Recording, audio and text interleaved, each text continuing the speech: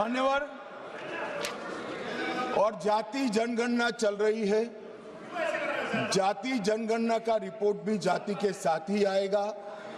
इस पर सदन विचार करेगा और जब विचार करेगा जो सामूहिक मन बनेगा, भारतीय जनता पार्टी की सरकार इसके साथ आगे बढ़ेगी, इसमें किसी को संशय रखने। मान्यवर, उनके लिए चुनाव जीतना सर्वोपरि है, हमारे लिए राष्ट्र सर्वोपरि है और राष्ट्र की जनता सर्वोपरि। राष्ट्र की जनता का प्रतिनिधित्व और इसकी भागीदारी का हित सबसे जरूरी है और संविधान को लागू करने के लिए जवाबदेही, पारदर्शिता और समान अवसर और न्याय की रक्षा ये हमारे लिए बेहद जरूरी है। मान्यवर, इसलिए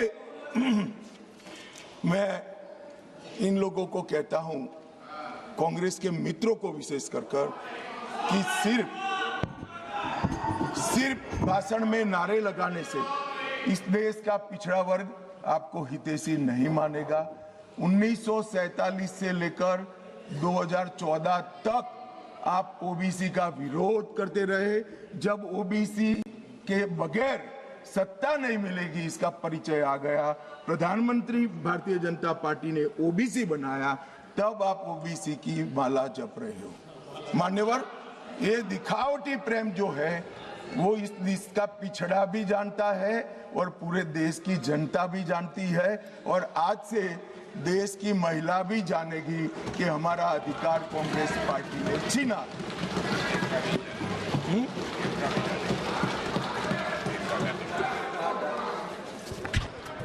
मान्यवर, अब मैं महिला आरक्षण पर बताना चाहता हूं। सबसे पहले 1992 में श्री नरसिम्हा राव 72 और 73 का संविधान संशोधन लेकर आए और माताओं बहनों को 33% आरक्षण पंचायत में देने का एक स्तुत्य काम नरसिम्हा राव जी ने करा। नरसिम्हा राव जी कांग्रेस के प्रधानमंत्री थे, मगर कांग्रेस ने कभी उनको स्वीकार नहीं किया कि वो हमारे प्रधानमंत्री। वहां तक मान्यवर, संस्कार में किसी को जाने नहीं दिया था। इसके बाद 96 में देवगौड़ा जी प्रधानमंत्री बने और 81वां संशोधन विधेयक सितंबर 1996 में यहां पर रखा गया। वहां कुछ पार्टियों ने विरोध किया, मैं कहना नहीं चाहता हूं, मगर सब उछल पड़ेंगे और एक कमेटी बनी, गीता मुखर्जी कमेटी। वो गीता मुखर्जी कमेटी को ये विधेयक दे दिया गया और जो आज उनकी दरखास्त है कि समिति को दे दो, और गीता मुखर्जी समिति की रिपोर्ट आई, तब तक 11वीं लोकसभा का विघटन हो गया और बिल लैप्स हो गया। फिर 98 में 84वां संशोधन आया। कुछ पार्टियों ने फिर से, पार्टियां बदली नहीं है, वही पार्टियां विरोध करती रही। वो विरोध किया, बिल को सदन में प्रस्तुत करने की जैसी स्थिति भी नहीं रही और 12वीं लोकसभा के विघटन पर वो बिल लैप्स हो गया। मान्यवर, 99 से 2003 में 85वां संविधान संशोधन विधेयक आया, फिर से उसी पार्टियों ने विरोध किया और बिल लैप्स हो गया। 8 से 14 में 108 का संविधान संशोधन विधेयक मनमोहन सिंह जी लेकर आए और राज्यसभा में प्रस्तुत किया। राज्यसभा में बिल पारित भी हुआ, मगर लोकसभा का दरवाजा कभी वो बिल ने देखा नहीं। मान्यवर, और किसने विरोध किया? उसी लोगों ने विरोध किया।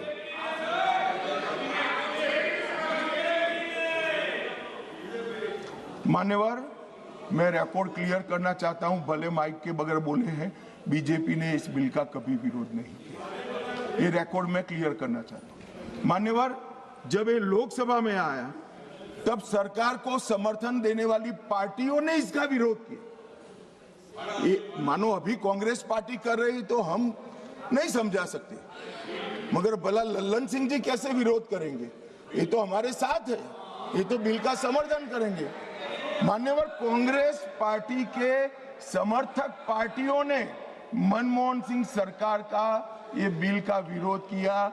इसका स्पष्ट अर्थ है कि सरकार के इशारे पर सरकार के हिस्सा बनी हुई पार्टियों ने लोकसभा में ये बिल को पेश नहीं किया। और 2023 में मोदी जी जानबूझकर 2023 में विधेयक लाए। उनको मालूम था कि 24 में चुनाव है, कितनी भी मनसा हो कांग्रेस पार्टी विरोध नहीं कर पाएगी। तो कांग्रेस पार्टी के समर्थन से सर्वानुमत से यही सदन जब नवाब बना, सबसे पहला नारी शक्ति वंदन अधिनियम पारित हो और राज्यसभा में भी होगा। तो मान्यवर, हम तो मानते थे कि अब हो गया, मगर जब इम्प्लीमेंटेशन कराने में आए तो किंतु परंतु मगर अगर ये सारी चीजें छोड़कर आज फिर से विरोध कर रहे हैं। 5वीं बार इंडिया अलायंस की पार्टियां विरोध कर रही है। मान्यवर, ये देश की महिलाएं कभी नहीं भूलेंगी। जब ये चुनाव में जाएंगे, महिलाओं का आक्रोश उनको सामना करना पड़ेगा और रास्ता नहीं मिलेगा। मान्यवर, ये बदलाव की जरूरत क्या है? पहली लोकसभा में 22 महिला सदस्य चुनकर आए, छठी में 19 आए, 8वीं में 44 आए, 14वीं में 51 आए, 17वीं में रिकॉर्ड 78 महिला सदस्य चुनकर आए और 18वीं में 75 महिला सदस्य चुनकर आए। मान्यवर, ये आंकड़े जो है वो हमारी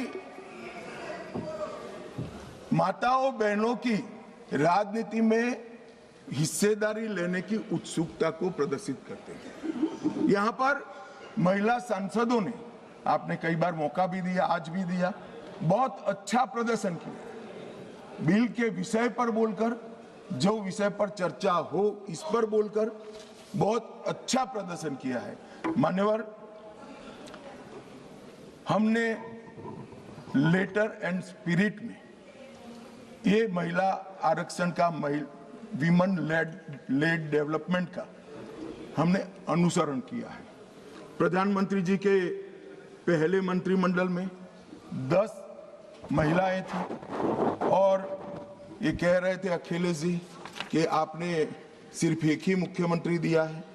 हमारे यहाँ सुषमा स्वराज जी दिल्ली की पहली मुख्यमंत्री बनी, उमा भारती जी मध्य प्रदेश की पहली मुख्यमंत्री बनी, वसुंधरा राजे जी राजस्थान की पहली मुख्यमंत्री बनी, आनंदीबेन पटेल गुजरात की पहली मुख्यमंत्री। मान्यवर, एक बात पर मैं ध्यान दिलाना चाहता हूँ, ये सब जगह भाजपा की महिला नेत्रियां पहली, हाँ अभी है, मगर ये तो पहली बार बनी। ये पहली बार बनी, इसका मतलब क्या है? 70 साल में कांग्रेस ने कभी उन राज्यों में महिला मुख्यमंत्री को जगह नहीं दी, इसलिए हमारा नंबर लगा है। और आज भी रेखा गुप्ता जी पहली मुख्यमंत्री नहीं है, तीसरी मुख्यमंत्री पे। अरे मैं बोल रहा हूं भाई, पहली मुख्यमंत्री नहीं है ऐसा बोल रहा हूं। अरे सुनो भाई, पहली मुख्यमंत्री नहीं है ऐसा बोल रहा हूं, तीसरी मुख्यमंत्री है। और मान्यवर, हमने इस देश की पहली आदिवासी महिला को द्रौपदी मुर्मू से महामहिम द्रौपदी मुर्मू बना दिया। मान्यवर, हमने 3 दशकों से जो बिल चर्चा में आता था और नूरा कुश्ती वाले प्यार और अभाव से रिजेक्ट हो जाता था, हम इसको लेकर आए।